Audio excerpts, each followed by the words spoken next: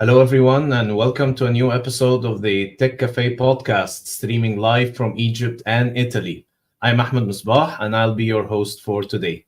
Paolo Sammicheli is an Italian entrepreneur with over 30 years of experience, international speaker, registered Scrum trainer and coach, and author of the books Scrum for Hardware, the world's first significant publication on the subject, Scrum for Hardware Explained, which has recently been published, and Scrum in Artificial Intelligence, Agile Development with Scrum and MLOps, which includes a foreword by 𝗪𝗺𝗃, co-author of Scrum and the Agile Manifesto.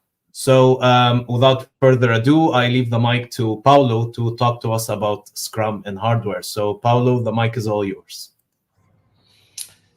Thank you, Ahmed, and thank you for inviting me. So today we are gonna see very quickly something that for me has been like 5 years of work, and I hope that this journey will inspire all of you.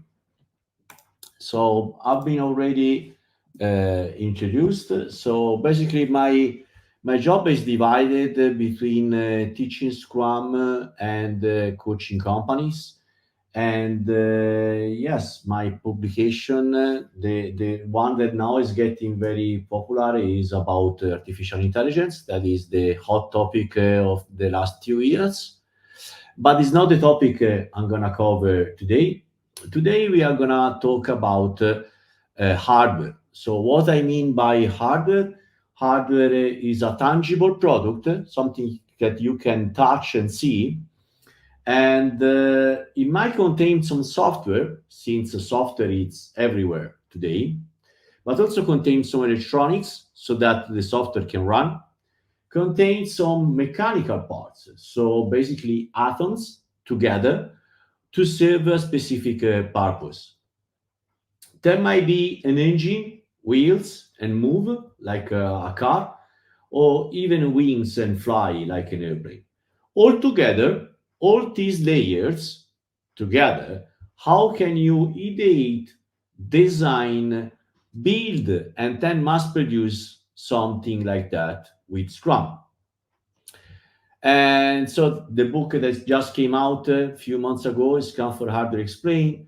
And there I show all the details of the journey that I'm about to show you right now. So let's start with an historical point of view before entering into the details of Scrum applied to hardware.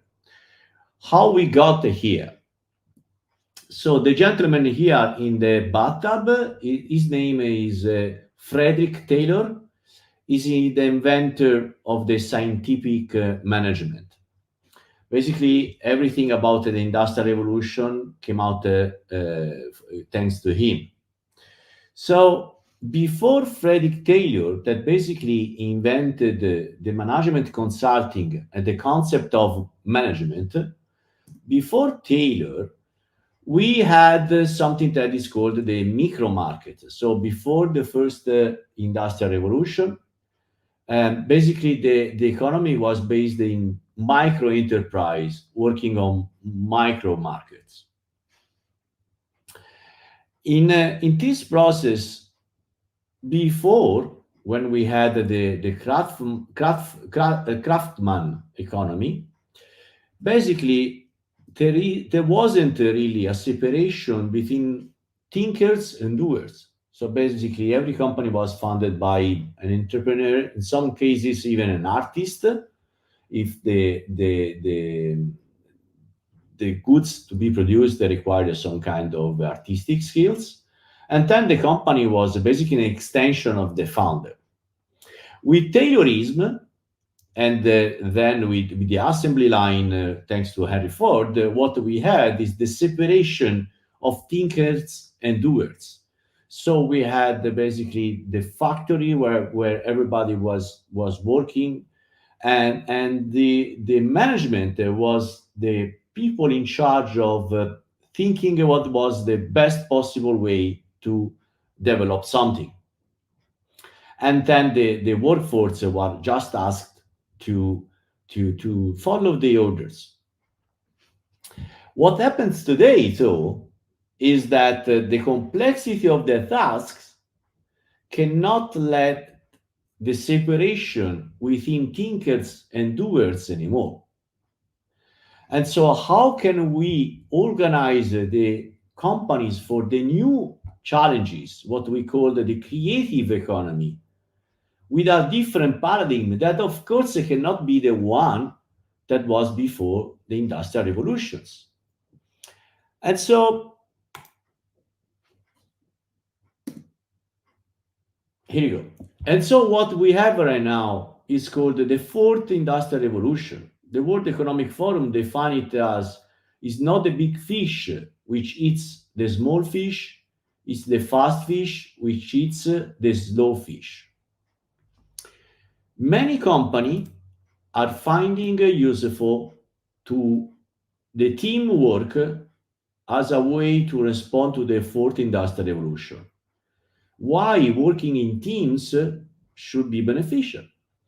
First of all, because research shows that collaborative problem solving leads to better outcomes. And also, working in teams encourages personal growth, increased job satisfaction, and reduced stress. And also, people are more likely to take calculated risks that leads to innovation if they have the support of a team behind them. So let's see how to use a framework like Scrum to introduce the concept of teamwork in an industrial context. This company is called the 𝗧𝗲𝗁. They are based in Vicenza area, that is in the Veneto region of Italy. And they produce and sell machines of different kind of. Machines for jewelry, they are called micro machinery. Machine for laser machines for industrial application, like cutting, welding, and so on. And then 3D printers, the one in resin for dental and medical approach, and also the dust metal 3D printing for steel industrial applications. So they wanted to move to Scrum to be able to better answer to the challenges of a very large market and a very diverse set of products. So we started from the top. We trained the management, and after a training about Scrum and the Scrum scale, we had a workshop called the Lift-Off. That is one event to start a new team. And so we all aligned about what were the goals of this transformation. And in order to start the first team with hardware, you need something that comes from Lean, and it's called the value stream mapping. So basically, you got to map all the activities from concept to cash. So from the ideas to the finished goods and delivered. In Lean, we use this visualization to understand where is the bottleneck. With Scrum instead, we use this visualization to understand the different skill sets that are needed to build the final product, so that we can build a cross-functional team. Cross-functional team means that all the required skills are represented within the team. So we form a team with all the skills so that this team can elaborate ideas and produce products by themselves with minimal external dependencies. So we started from the value stream of laser machinery. And so I collected the 25 people from different departments of the company. And in one morning, 4 hours, we mapped the value stream of the laser machinery production. So we started from the left, that was gathering requirements from clients, up to the right, that was after sales maintenance. With these different post-its representing the steps, we created the professional profiles. So basically, first in blue, we mapped the skills for each step, and then we clustered these skills in professional profiles. What is different with traditional roles is that roles tells you what you are supposed to do, what you have to do in your job. A professional profiles instead give you the information what you can do. So you expect with this mapping to find senior people to possess multiple of these professional profiles. And with these professional profiles and the details of all the skills for each one, we created a self-assessment web form. It's just a simple Google form, nothing fancy. And we sent this form to all the workforce in the R&D department, including white collars and blue collars. So we wanted to have a team capable not only on designing a machine, but also to build it. For each professional profile, we asked to people to assess themselves across the 3 levels of experience. Beginners means that I can work on this topic, but I need some kind of supervision. I need a mentor to ask things if I'm not sure. Senior means that I can work autonomously on this subject, so I don't need anybody supervising me. And master means that I'm so expert that I can teach to beginners how to be one day senior in this topic. So we collected all the data, and this is very useful data to understand also the more abundant skills and the most scarce. And then for each person, we created a skill matrix. So with these cards, we printed these cards,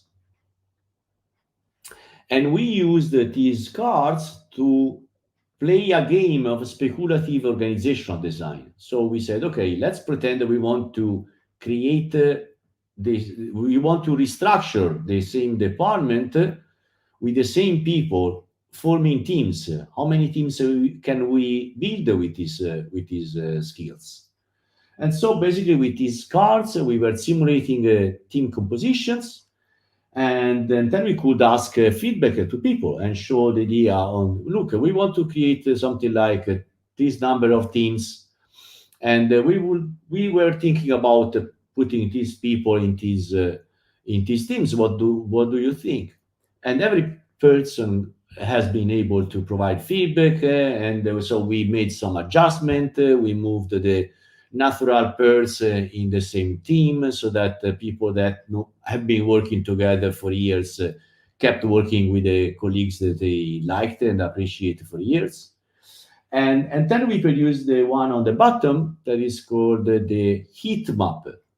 Basically, with the addition of all the skills of a virtual team, we could visualize what was the strengths and the weaknesses of these teams in terms of skill set, so that the people department could also mitigate some weaknesses, like hiring temporarily a consultant to make a team stronger in one particular skill, and maybe putting these consultants in charge of teaching others that topic.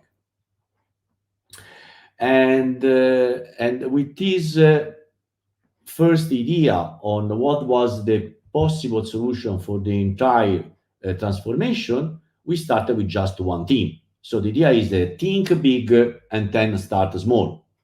Don't start immediately with all the teams.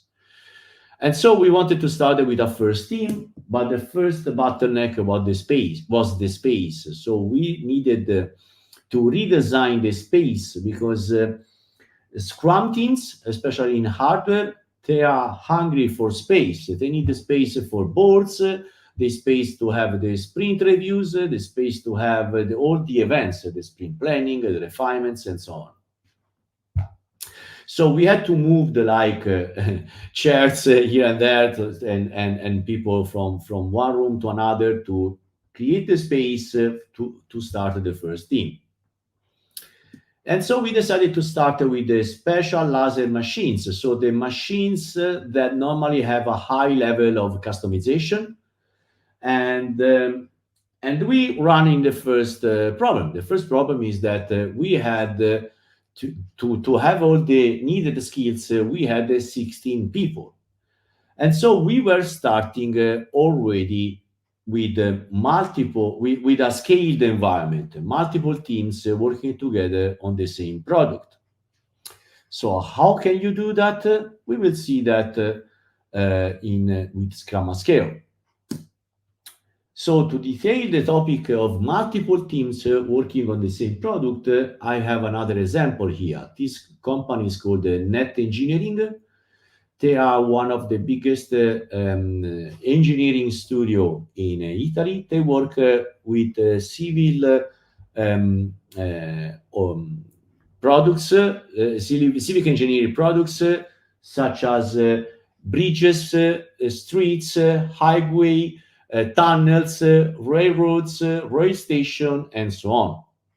So a kind of increment, we will call it in Scrum, quite big and quite complex, with a very large set of skills. So when you have this kind of problems, how can you do that with Scrum? The Scrum guide is pretty short. There isn't enough information to manage complex products like that. We have this book. It came out in 2019. That is the collection of the Scrum patterns. So if you only know the Scrum guide is a set of patterns that can be considered between 20 and 30, depending on point of views. What is a pattern? A pattern is an elegant solution to a recurring problem in a particular context. In organization, if you want to design organization, you can use organizational pattern to design new organizations. So basically, Scrum, from the pattern point of view, it's a kind of recipe that contains some patterns that creates a certain behavior. So an organizational pattern basically is something that you read, understand, it changes the communication pattern on that organization, so that it will also affect the culture of that organization and solves a problem or contributes to the quality of life in the context where you apply it. So let's see some Scrum patterns that are helping organizations that needs to do something more than just a simple Scrum guide. So let's get back to the previous problem I mentioned with 𝗔𝗏. We had a team and a product. Now, if you can have less than 9 people working on the team, 9 developers, that's fine. It works well. Well, actually, the Scrum guide says that it should be less than 10, considering product owner and Scrum master as well. So theoretically, it could be 8 or no more developers. If the product is not so big, that's fine. What happens if we have a big product? So in this case, we need to create a team of teams. So basically, this pattern here is creating a relationship within teams to work together on the same product. So what is a team of teams? If a team is a set of individuals working together and helping each other to achieve the common goal, that is the team goal, a team of teams is a set of teams working together and helping each other to achieve the common goal, that is the team of teams goal. This means that the teams have to figure out what to do to coordinate properly in order to deliver constantly a working product already integrated. And so what can we do? Well, we know from the Scrum Guide that we have an activity called the refinement.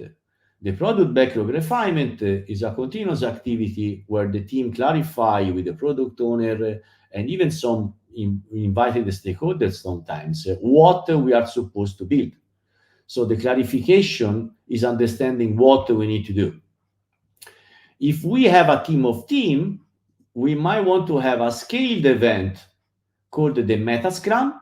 So the Meta Scrum is an event where the product owners from all the teams and key stakeholders and a representative of development gather together to understand the high-level priority, even before clarifying what we have to do for the particular project in this case. So in some way, it's a kind of portfolio management. The difference is that it's performed with weekly, most of the time, events, not less than one time per week, per sprint. And so having a single enterprise backlog, it's what also Scrum at Scale is asking, so that at the organizational level, we have a clear understanding of what are the projects we are going to work. So we started this exercise at the beginning of our journey with this company, and that if you recognize the date and you understand the part of Italy where we were, meaning that we were close to Padua, what is gonna happen in few weeks? COVID. So we got the lockdown just at the beginning of our first team.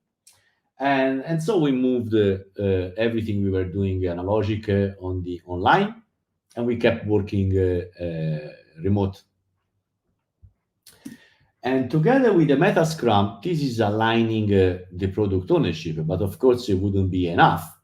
So what we want to have other scaled events between the teams to make them to work together and helping each other. So we have the scaled daily Scrum.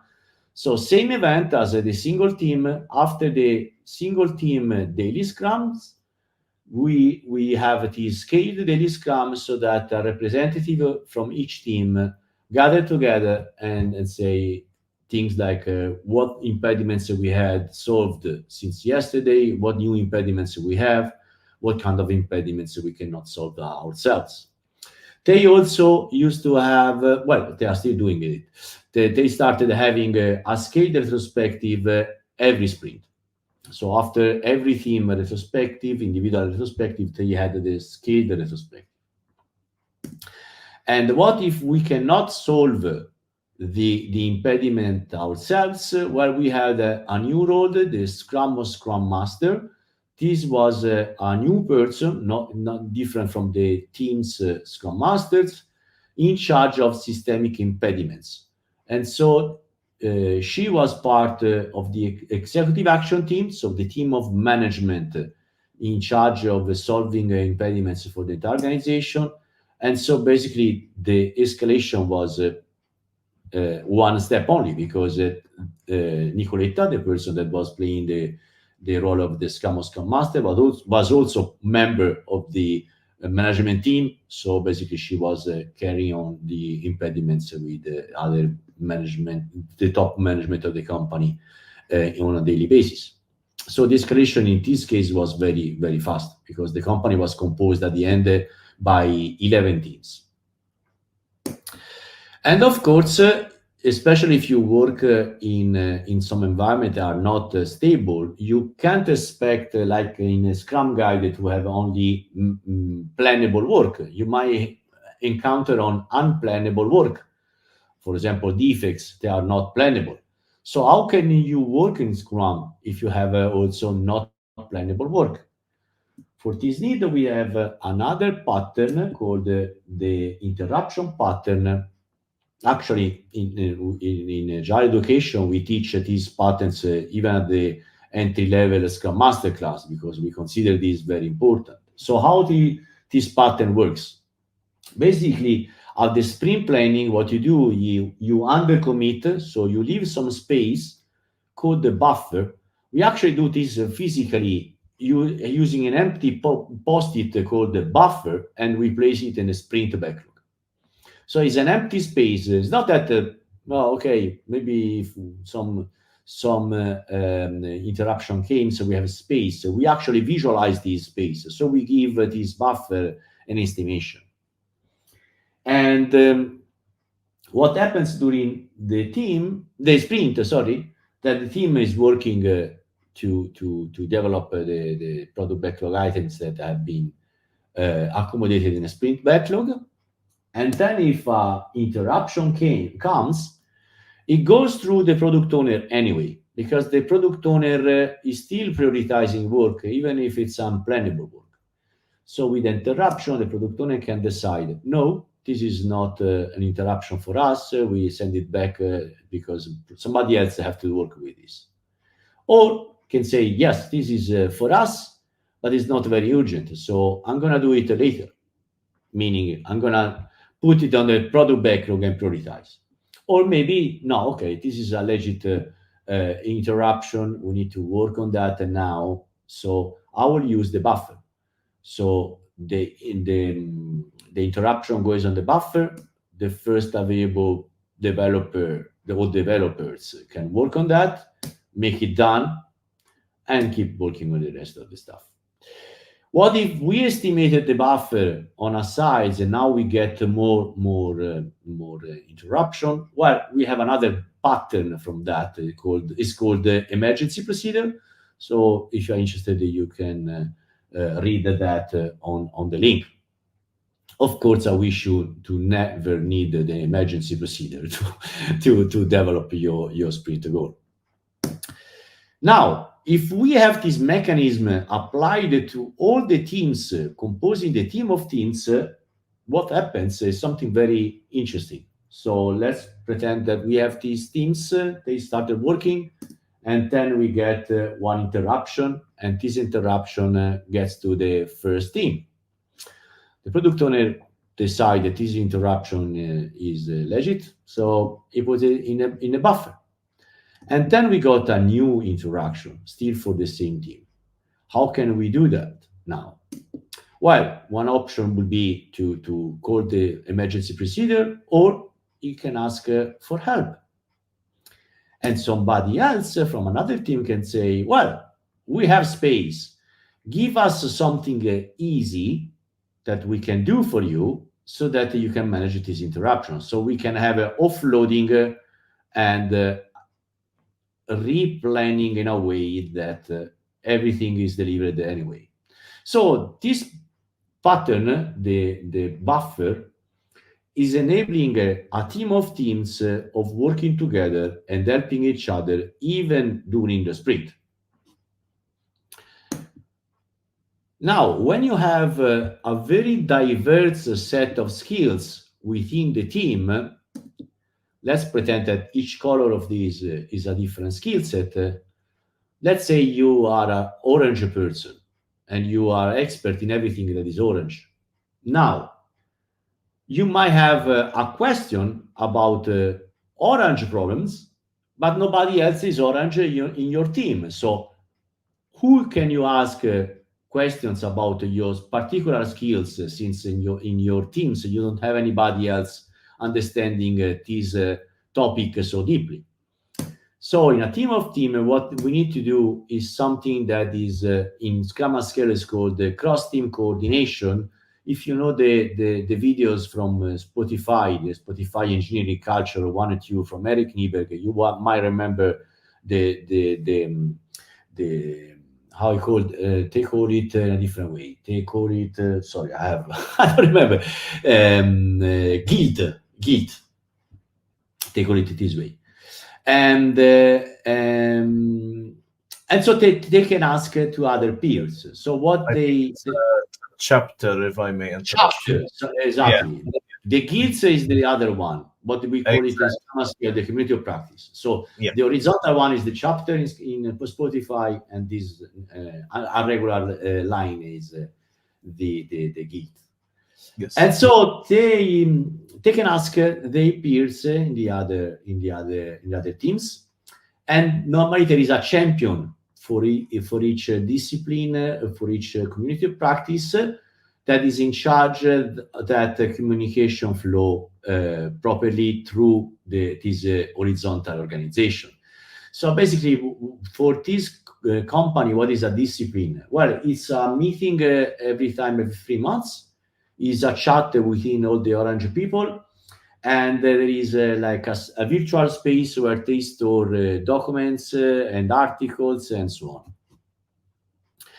So this pattern, you can find it in theory, differently from the different case studies like Spotify or this one, in the pattern book, and this is called the 𝗏𝗏𝗃𝗃. And then, okay, you might also have to scale up more with vendors outside your company. So this company is called 𝗏𝗵𝗵𝗶𝗏. They work on house automation, so they create products like this one that are pretty simple, up to this one that are smart product, connected, and so on. They wanted to help to scale up the development to build a new house automation platform. And so the first thing we've done is a lift-off event that I already mentioned in SYSMA. So it's a book from Diana Larsen and Ashley Nees, and they explain on one time only event that you do it to start a new team on a new product. And during the event, we discuss the purpose, so why we do this development. The alignment is the topic of what are the rules that we want to incorporate in this new team. And in Scrum, we have a lot of rules. So we have the definition of done, we have the definition of ready, we have the team working agreements. So all these agreements are defined in the lift-off event. In this case, we had 2 days of lift-off. And the 2 days ends up with a user story mapping. That is another very interesting techniques. And in this case, the user story mapping was covering both software, electronics, and mechanics. And since it was a house automation, we had 2 personas to develop the platform. So one persona was the Miss Maria, so was an old lady, one that not expert at all about technology. So she would just want to use the automated tools that the son decided to install for a mother to have a remote controlling, for example, and the smart assistants to the old lady. And then we had another persona called Bruno that was an electrician, so somebody, again, not really a software expert, that just want to install the house automation platform in Maria's house. So we created the user stories saying something like, Maria wants to turn the lights on because it's getting dark. Or Mr. Bruno wants to turn the light on to check if the installation was properly working. And so with this user story mapping, we created the first product backlog. Now, many parts of this house automation platform that was covering a lot of stuff, was covering light, heating, cooling, automatic windowing, the cameras on the for the alarm, and also on the ring bell. And basically anything you can think automated in your house. And so we had a lot of external vendors. So how to organize that? So we started already scaled. So we had 3 teams in the headquarters of the company, and one remotely team in another side, but still within the company.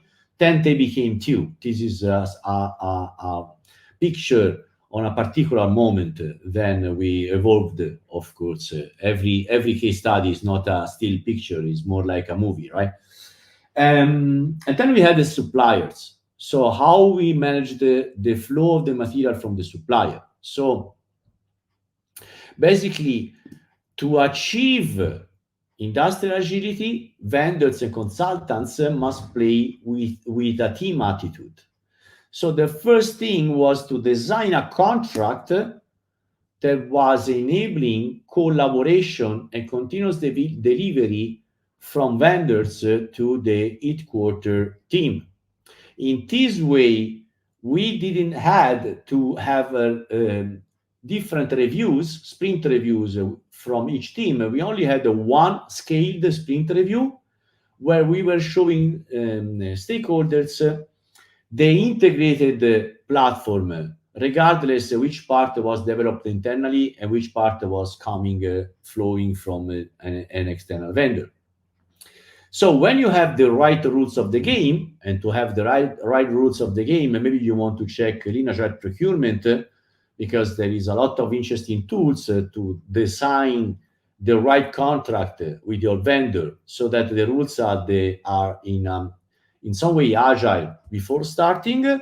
Then you can have a scaled Scrum working like a team of teams we have seen before. So we had daily Scrum, a scaled Scrum with people of the different teams, but also people of the company maintaining the connection with the vendor. That was for the design. The scaled design was like having external teams. So we agreed with the vendors that you will have a single interface that is a person that will prioritize the deliverables we expect from you.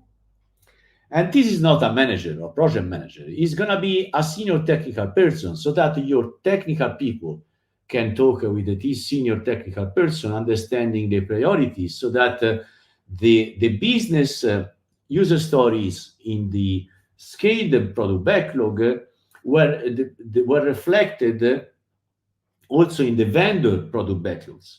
So we had to align the business prioritization with the technical prioritization across everything. And then we said to the vendors, as soon as you have something ready, send it to us. We will test it. So the idea was, instead of delivering big chunks of increments, please deliver early and often. And then we will provide feedback. Everything that is working within the month, we will pay it in advance. So the vendor was incentivized to deliver it early because we freed up the payments for the vendors that were delivering soon and often. And so with this incentive, also the vendors had an interest in delivering quickly and as continuous as possible with the headquarter teams. How can you plan with such a scaled environment with so many people?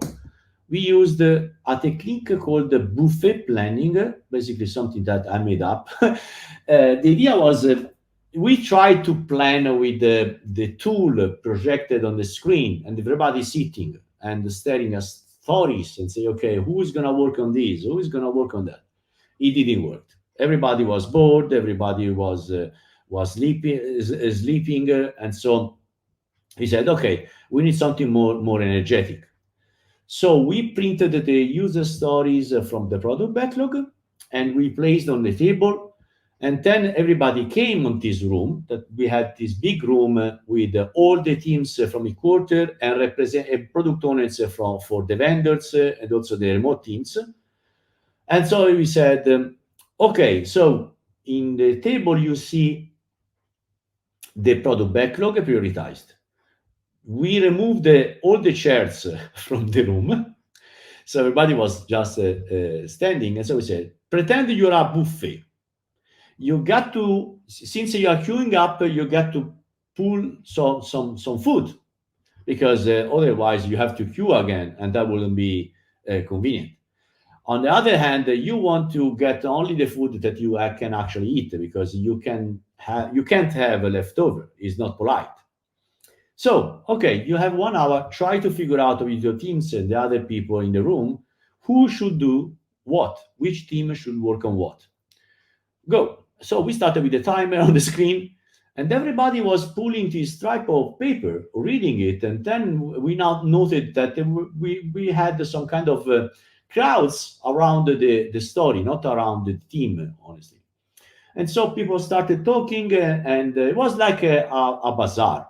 So very, very, very chaotic, but very, very coordinated chaos. We call it this way. In 1 hour, we had every team with some stripe of paper for them. They were showing that, they were comparing with the velocity to understand if they had enough work for the entire sprint. And the chief product owner was checking on the table if there was some important leftover. In that rare case, he was asking to exchange something less priority with something higher priority, but this was really rare, honestly. And we started working. So this was the sprint planning one, so deciding what to do. And then the team were splitting in different rooms to do the sprint planning two. The second topic of the sprint planning is how to do that. And so they started discussing about implementation. And also, if they had a question for other teams, they were moving on the other rooms. And so there was still interaction between the different teams during the sprint planning. But in 4 hours, we managed to plan for something that the highest number of teams we had was like 5 plus 3 vendors. So that was quite impressive to have a scaled planning in 4 hours. And people loved it because it was quite energetic. And sprint review, as I mentioned already, we wanted to have only one sprint review where to see the integrated product. So we stole a room from the Q&A department. It was a lab, and this became the space where to integrate the product continuously during the sprint and held the sprint reviews at the end of every sprint. And then, of course, this is producing prototypes, single pieces. What about production? Let's see how to extend the teamwork also in production to mass produce something. This company is called Pietro Fiorentini. Is a company that is working in oil and gas. Is a company 80 years old, and they works in the entire world. So they have representative basically everywhere. So the product we are going to see now is not the one you see in the picture. This one is in Elon Musk terms, the machine. The product of the team I'm about to show you, they were building the machine that builds the machine. So the assembly line for this product. So this product you see in the picture is a gas pressure regulator for home usage. So it's something that you probably have in your house, because if you have gas for heating, basically the gas move on the pipeline with high pressuring, and when they reach the destination, it needs to get a lower pressure. So this device is mixing air, normal pressure, with this high pressure gas, so that the gas get a lower pressure and can be used without exploding. So we started this team. Basically, again, it was a cross-functional team. So we had a representative from tooling department, maintenance, logistics, and this company is very serious about the lean. So they had already Kaizen promotion officer, and this guy played as a Scrum Master. Of course, in this case, we are in production. So the room was something on the factory floor. So in this space, the team could ideate, prototype, and build and test the assembly line. As I mentioned, they were already using aggressively all the lean practice, and they were using something called the Lean 3Ps. Lean 3P is an event-driven cross-functional team process based on try-storming. So the idea is that first you try prototyping, and then you see what works better, and then you design it on the CAD. It's actually the vice versa what normally people do. And they started prototyping with cardboard. So basically, they design the entire assembly line with these boxes, and with post-its, they define the flow and the number of cells in this assembly line. And then each cell is being prototyped in wood, where they can even have some working device on top of the wood, but most of the time it's fake devices. And in this way, they can collect feedback about the space that is taking this line, feedback about the ergonomy, so they can interview actually workers, saying, okay, do you think the line is big enough? Maybe it's too big, maybe it's too small, and they collect feedback. And also feedback about the material movement. So every step, they in this way visualize from where the parts comes from where the parts partially assembled comes from, where the output should go, and where is the discharge of defective material. And then they prototype every cell in aluminum. This already works in some way. So basically, you can build something with these aluminum cells, but of course, it's not performing like the needs. And then they start iterating the prototypes. So basically, the idea is to build an entire line and then looking for the bottleneck, prototyping that, increasing that, and then moving to the next bottleneck. Up to the throughput of the entire assembly line is reached. The desired throughput, I mean. Of course, they not only use cardboards and wood, but also they use 3D printing and anything technology can provide to have a quick feedback and quick experimentation. Now we have at least two teams in this case: one building the machine, and the other one building the machine that builds the machine. So the one building the product and the other one building the assembly line. We don't want to have like a first one Scrum team developing all the product and then industrialization as a phase after the first team. We want to have parallel teams, and that's the more approach. So in industrialization, traditionally is considered a phase. From the agile perspective, if you want to achieve industrial agility, industrialization is a product. Elon Musk is very vocal on this. You can find dozens of interviews where he's talking about this stuff, that the machine that builds the machine, it's even more complex than the machine itself. So how can you coordinate the two things in this way? You have a team building an assembly line for a product that is still under development. So we use this fishbone diagram as a user story mapping for those familiar with Scrum, the Scrum technique I mentioned before. And so I said, okay, let's visualize in green the things that we know that we know. So things that coming from the other team is quite stable. And in red, things that we know that we don't know. Things that the other teams declared unstable yet. So they are not sure about this part.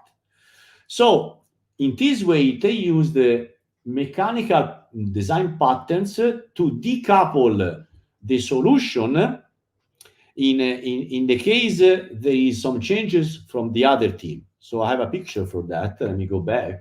So see this part here? Hope people can see now my arrow. Yes, you can see my arrow.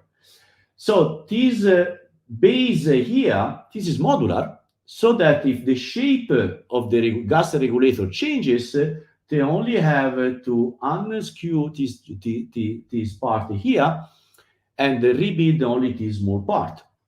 So they use the aggressive modularization and design patterns from mechanical engineer also to design for change. So,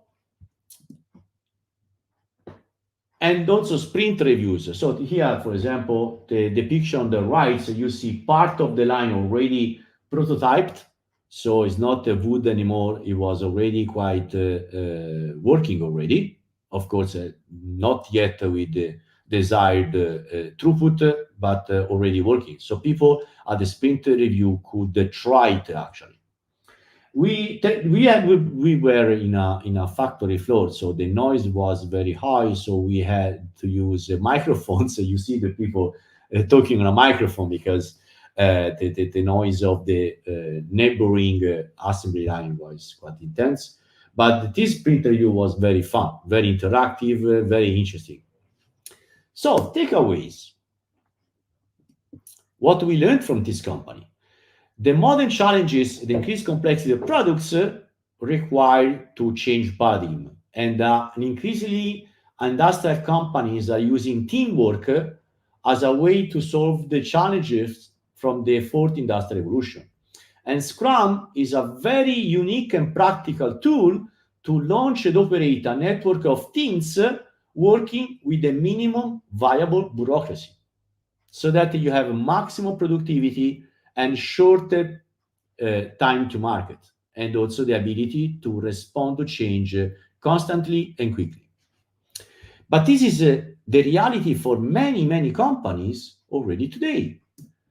What about the future? My friend Joe Justice, that is the main character of my first book, Scrum for Hardware, is recently saying that I think we should rephrase the Agile Manifesto with individuals and robot interactions over processes and tools. The future, or maybe some people is saying already the present, is an hybrid team composed of developers, part humans and part robotics, AI. So if you're interested in this topic, you can maybe check also my other book. So I think it's enough for now. I hope there are questions. Ahmed, are you there? Oh, I see you coming. Hello. Yeah, hello, Paolo. That was a great presentation. I personally enjoyed it a lot. I did read the book, but I think there were some stuff in the presentation which really caught my attention. I may have missed them while I was reading the book, but definitely a very enlightening presentation, and I personally learned a lot from it. And yeah, I do have some questions for you, but I think we'll start first with the questions from the audience. And I think at the end of the presentation, I'll be resharing this slide again so that people would be able to get in touch with you. So yeah, we can share that later. So let's start with the questions from the audience, because these were questions that were related to what you have presented in your slides. My questions are more from what I've read in the book. So we have this question. Why, Paolo, did you rely on management to design the team? Why not create the team with the staff and management together? Yeah, that's a very good question. So if you ask me as a Scrum trainer, and you say, what is the best way to form a team? The canonical answer is self-forming teams are proven to work better. The problem is cultural. So when an agile coach enters on an industrial Tayloristic company, most of the time, you at the best you find them at the lean level.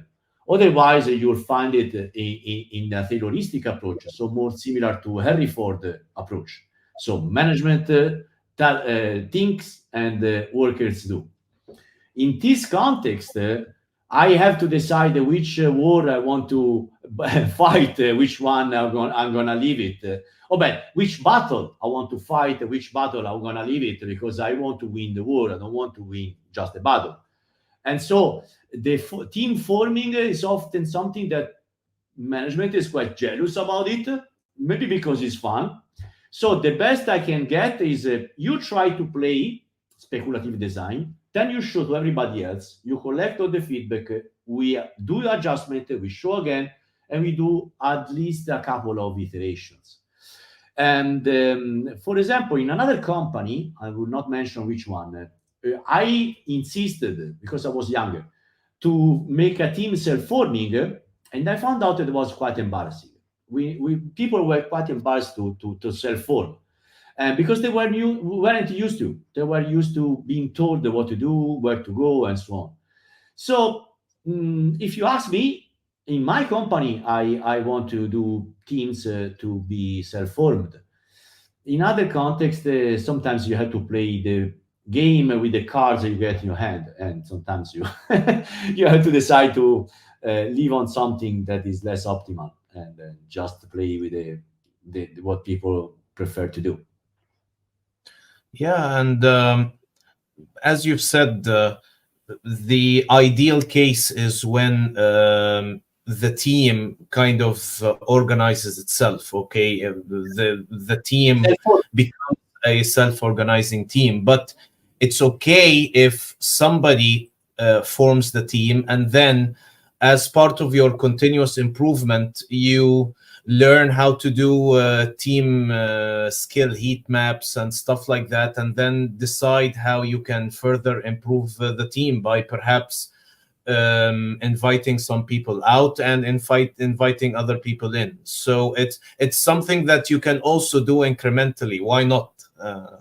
Yeah. Well, before starting, I insist on having a feedback from all the people involved. So it's not that the management, in every case study, it's not that management designed the team and we started. Management designed the team, we notified and show what we were thinking of, collecting feedback. We had often we have people saying, well, I've been working with that guy for 20 years. Now you put us in two different teams. Can we keep working together? And normally management is quite available in doing this kind of swap. And but let me insist that self-forming teams, self-selected teams, call it in the way you want, they work better. So it's proven. So it's just a matter that we need kind of maturity. Sometimes the culture is not ready to put people in a room and say, okay, self-select yourself in teams. Sometimes it's quite difficult. Yeah, we did a session before on the TEKCaffe podcast where we hosted Paige Watson, and he discussed the fluid scaling technology. So this is where the teams are dynamic and they self-organize around work. So you don't have the concept of stable self-organizing teams. Actually, teams change every once in a while, depending on what people and want to work on which piece of work, basically. So I remember Paige saying that it requires a lot of seniority, a lot of maturity, and it definitely needs to be guided by some sort of coach. It's not easy. But yeah, this is something that teams can perhaps do when they are familiar with how agility applies to hardware and manufacturing, and then they can further improve the team itself.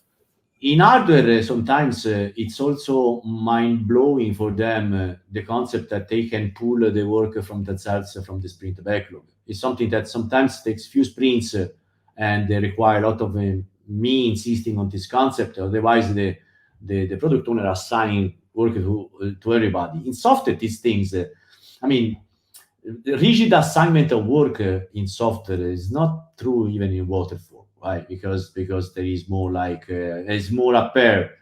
But in manufacturing, especially blue collar guys. So let's consider that these teams, two of them were blue collars. So normal workers, they weren't white collars employees. And so from day to night, saying, okay, self-organize yourself. It takes a little bit of time. We also need to respect the people that have been working for this in the older way for maybe even 20 years. And so you cannot ask everything at once. So between all the battles that I think I need to win when I want to start, I prefer to break silos, have a very cross-functional team. So having really a representative of the value stream within the team, rather than other things that maybe we can defer and discuss it later on when you build the second, the third, or maybe the 10th team. Yeah, this makes a lot of sense.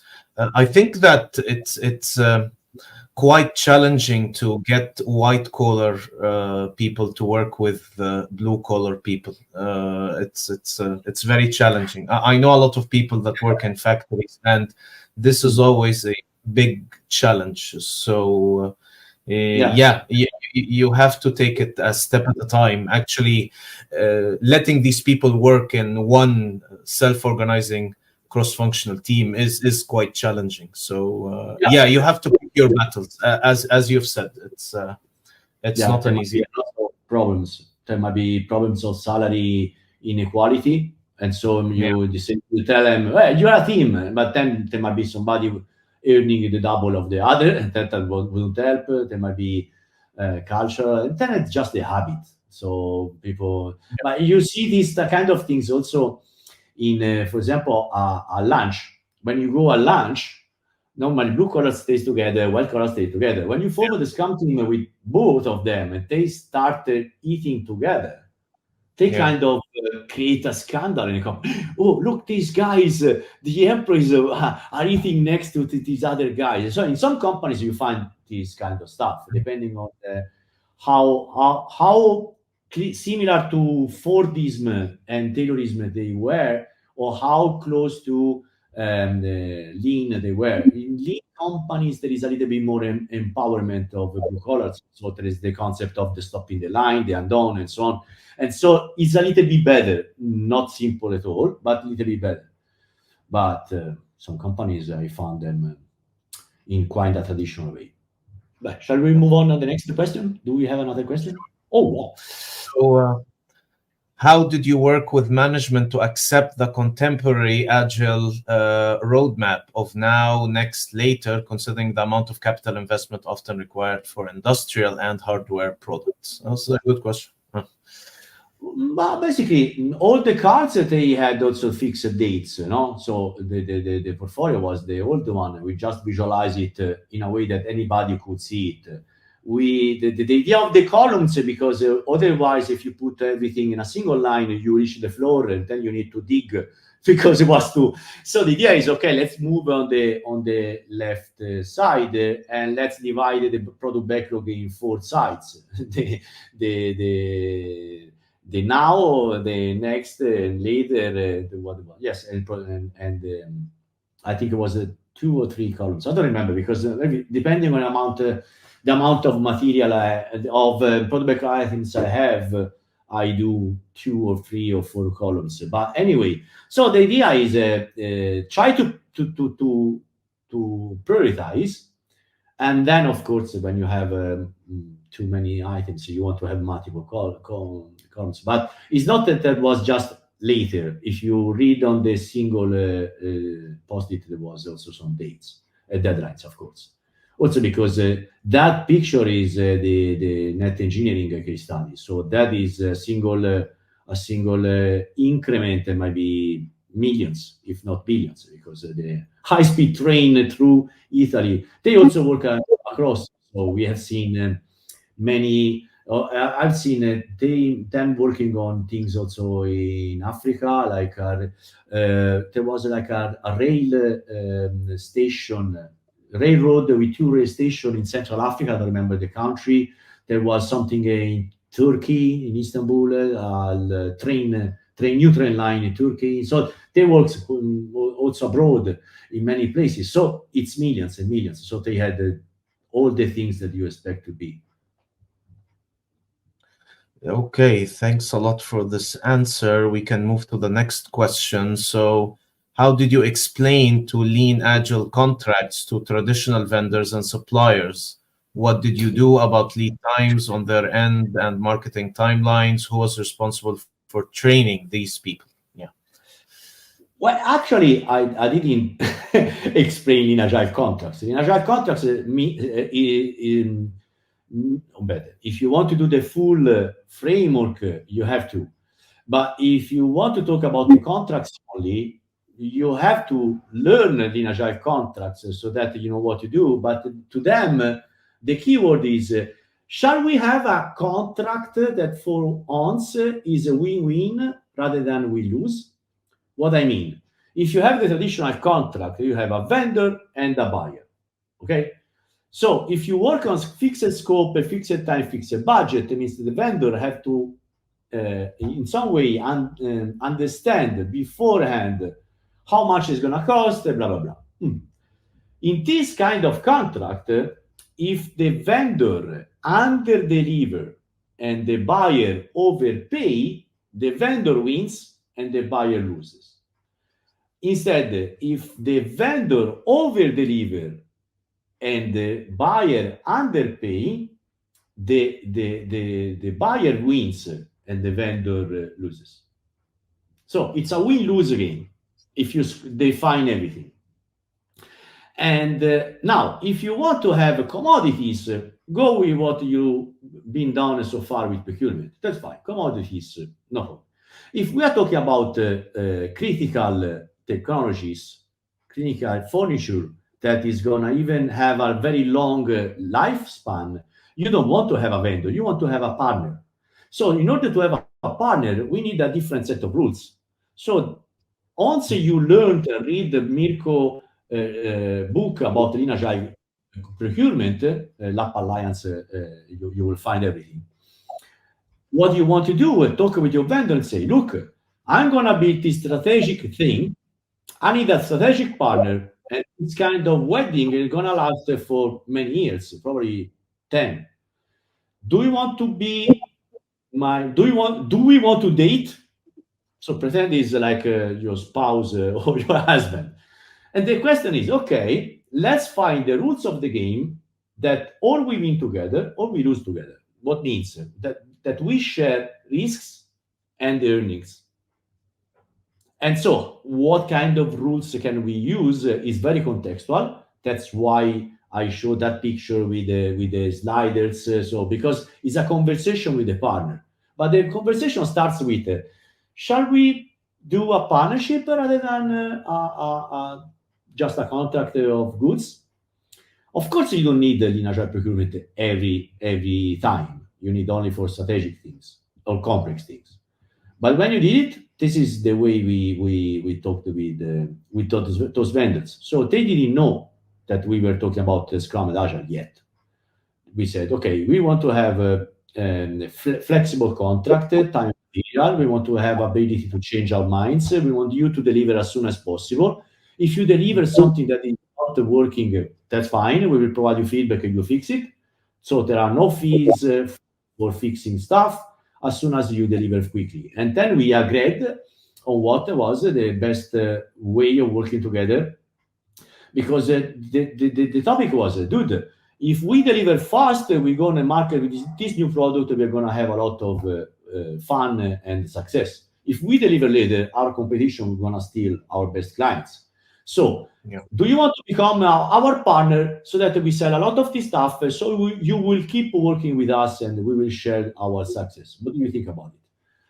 Some companies can do this kind of conversation, and this is very interesting. And other companies can't afford that. And so in that case, go with the traditional contract that you have. You will not have a full industrial agility, probably something that is a little bit less. Yeah, this makes perfect sense. What I liked about your answer is you let the agile mindset drive the conversation with your suppliers. And if they accept this conversation, then we are one team working together to achieve the same goal. If they don't, then it's I'm working agile, the other is working waterfall. And you've talked about that previously. And so, this is how basically it's going to work. Or you another partner or another. I never phrase, very important. I never phrase it, this is Scrum, this is Agile, this is Scrum, I never phrase it. So what I always tell to my coaches is you don't talk about Scrum, you do Scrum. You use the word that other people understand. So no jargon with vendors, with the consultants, no jargon. Let's talk about we want to have a very collaborative relationship. We want to have a long-term relationship. We want to have a continuous delivery. We want to have early delivery and quick feedback. We use the words that anybody can understand. So nobody can say, we work a different way. Because otherwise it became like a religion war. This is waterfall, this is Agile. No, let's do something that is good for business and for our relationship. That's how I approach the vendors.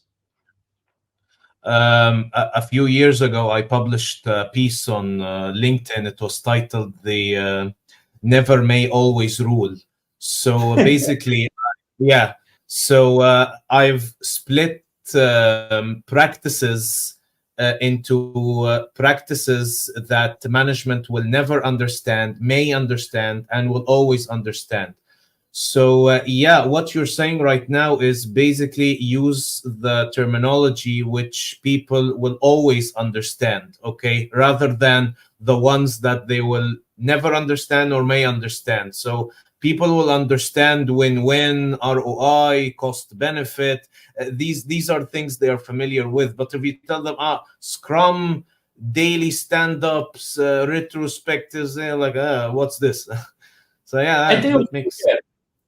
If they are vendors, why they should care about what you do daily in front of the board? So they want to sell you something and get some value back. There might be money or something else. So it's also a waste of time teaching all the vendors about agility. They don't care. It's their own organization. Then, of course, if somebody recognizes this idea of continuous flow, they might ask, are you doing something like Lean, or are you doing Agile? Because we found out a vendor that was already transitioning in this direction. So they was happy to have a dedicated team for my client to deliver continuously, because they were also looking into Scrum. But that was a coincidence. We didn't ask them to do anything, rather than just delivering early and soon. That's great. So we'll take another question. When would applying Scrum be more suitable than applying lean manufacturing for hardware products? What would be the prerequisites to make applying Scrum for hardware products applicable? With the last Scrum guide, the 2020 version, we have stated that Scrum comes from lean thinking and empiricism. So basically, for the Scrum perspective, because Scrum and Extreme Programming and Crystal came before the Agile Manifesto, right? At the Agile Manifesto, they were talking about software mainly. But I work with Jeff Sutherland, and Jeff said, always remind us that the first Scrum teams, they were mixed the software and electronics. The first implementation of Scrum wasn't pure software. And what he said, that there is not lean or Scrum. There is lean thinking is included in Scrum thinking. Then about the practices, of course, in lean you might have something like the 5 whys that makes absolutely sense in every retrospective. Do some 5 whys to understand the root causes. There might be the 5S. In lean, that maybe in some, but those are practices. So in Scrum, we intentionally not have practices. We have patterns, just because we are open. So I think that lean is, when I go into a company and they ask me about Scrum in hardware, I also teach principles from lean. Again, I'm not there actually saying, this is only lean, this is Scrum, and make all the difference. When we talk about continuous improvement, if I found somebody skeptical, I say, look, this is not even new, because Toyota has been doing this since the 50s. Read the Taishi Ono book, and you will learn this. And so lean manufacturing is also saying the same stuff. So I mention lean when I want to make some practice more authoritative, if I have some like feedback. If not, for me, lean, for me and for Jeff, that I'm representing here, lean is within Scrum, is embedded. So the lean thinking, so we have the concept of waste and so on. So the idea is, what would be the prerequisite to make applying Scrum for hardware product applicable? Applicable is always, because Scrum is applying to people, not really the product. So if you need the Scrum, then makes applicable. If you don't need it, that makes possible. So if you have a need, what are normally the needs? Shorter time to market. So if you want to reduce dramatically time to market, you might want to use something like Scrum, teamwork, effective communication, visual management, and so on. And if you want to have the cheapest production line, maybe you want to go on like a linear approach, and that is the lean manufacturing. This is quite good. But many lean practices works and are absolutely natural within the Scrum framework. Okay, I think we are done with the questions from the audience. I have a couple of questions, and I'll try to make them very quick. So we're seeing, Agile software was influenced by many practices from manufacturing, as you've said right now, from lean manufacturing, the Toyota production system, just-in-time production, etc. Now we are seeing manufacturing being influenced by the Agile mindset and its practices in software development. So what factors led to that shift? So my point of view here, the topic is organizational design. Okay, so if we zoom out for a second and we look at all this stuff from a more distant perspective, organizational design always had the need to find something better. So before the Industrial Revolution, the organizations were basically improvised. Okay, and knowledge wasn't properly taught, wasn't even properly collected, and so on. So Frederick Taylor came, and the Taylorism helped a lot to move the way of working a little bit more professional. Before it was more like improvised. The danger of that was that since the only pattern they had in mind was the master-slave pattern, slavery, and so the company without a Frederick Taylor risked to become basically mass slavery. So Frederick Taylor professionalized the management. And this is what, for that time, that was a big jump ahead. Then Ford applied the Taylorism to the assembly line and the mass production. This was also because of the time. Then the lean, that was understanding that things are not like a cause effect. So the idea of Toyota, the revolution of Toyota was I want to look at the end to understand the origin. So it's a kind of backwards thinking. So for example, things that are not really intuitive, like going slow to go fast, run slow to go fast, or fix the problem, never stop. Henry Ford would say, never stop the line. So if you look at these changes, you will see that basically the concept is one. It's organizational design, and is going through different phases. The Scrum framework have been heavily influenced by Lean, because the name Scrum comes from a paper that is from Japan, from Takeuchi Nonaka, the new product development game. And Jeff Sutton got in touch with Nonaka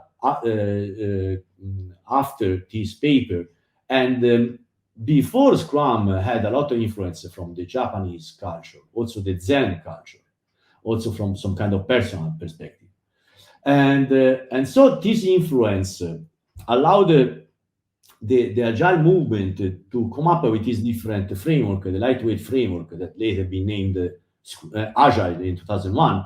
But Extreme Programming and Scrum, they had in mind the Toyota because that was quite famous already. It was the mid-90s. So basically, in what the advantage of agility was that the product was only electrons, was immaterial. And so with an immaterial product, you can be more brave. When you have to deal with atoms, it's a little bit harder than dealing with electrons. And so basically the agility have some bold practices that in 2000 was impossible to think in hardware domain, but because we didn't have the technology at that time. So, for example, test-driven development absolutely makes sense in hardware. But today, because you have simulation, you have the quick prototypization, 3D printing, so you can do test-driven development with hardware today. Augmented reality, by 2000, this was not a thing. And so test-driven development emerged in software just because the technology was good enough to allow that. Now that we have more technology, we can be brave and have this quick feedback also with hardware. But I see like it's not like a different rivers, and then you say how the water from this river came to the other river. I see like a single river, and we are just we perceive them to be different movement because we look them quite closely. But if we have a very distant perception, also through time, I think this is a continuous flow and a continuous evolution. And so I'm also see something like Tesla, higher SpaceX, these new companies.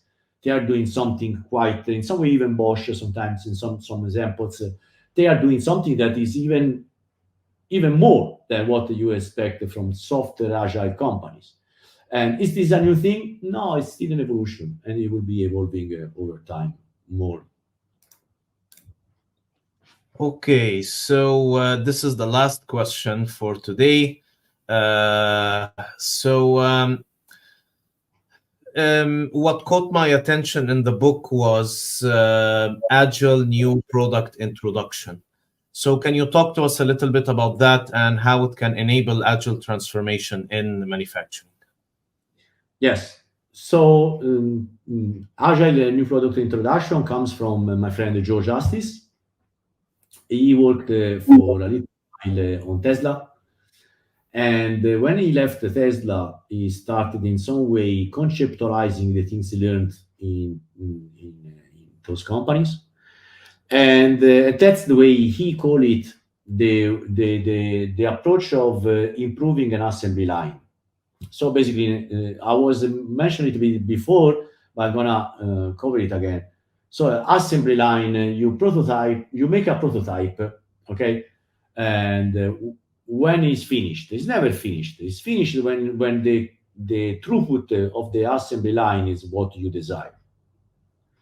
And so you start with a prototype. Then what you look, the lean approach is, let's look for the bottleneck. So the Agile MPI approach is that's actually how, according to Joe Justice, Tesla is working. If you have a line that it needs to be a cell that needs to be improved, what they put is a router before this cell, and they divide the flow of like 90%, 99% on the traditional flow, and 1% is derived on a parallel flow. And then there is a team, a cross-functional team, that forms around that bottleneck and try to improve the bottleneck. They try building the part, and they have a sort of agreements that is like a definition of ready, a definition of done. So basically, it's the interface with the main line. And so they try to build the part in a different way to see if they can build it better. The crazy thing is that then they check the quality of the part and they put it on the flow anyway. So it's not like the traditional approach that you develop a new cell and then you swap it. Tesla do it is like a hot plug, because they do this with these routers. And that's pretty interesting, because they use like general purpose robots so that they can reprogram the robot very quickly and not specialized machinery.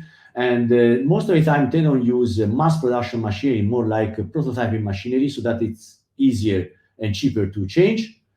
And of course, they pay this in the cost of the goods.